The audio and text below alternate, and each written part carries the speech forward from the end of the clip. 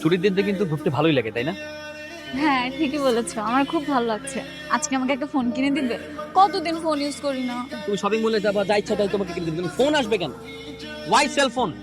হ্যাঁ, তুমি জানো না যে সেলফোন ব্যাপারটা আমি পছন্দ করি না? তোমার আর আমার ভালোবাসার মাঝখানে সেলফোন আসবে কেন? এই হচ্ছে তো আসল রূপ। সারা রাত জেগে জেগে ফোনে কথা বলিস আর সকালবেলা যখন আমি নামতে যাই এইসব রঙ্গলীলা করিস তুই।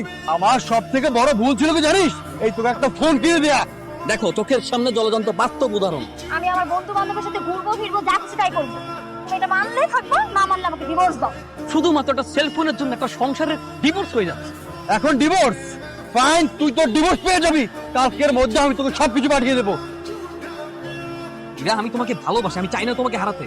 আজকে আমি যদি তোমাকে একটা সেলফোন কিনে দিই, তোমার আর আমার ভিতরে সম্পর্কের ভাঙন হবে না, তোমার আর আমার ডিভোর্স হবে না, তার কি কোনো গ্যারান্টি আছে? বলতে পারো তুমি? আচ্ছা ঠিক আছে, আল্লাহর রাস্তায় তুমি কথা বলা বন্ধ করো, এভাবে ঝগড়া করো না আমার সাথে।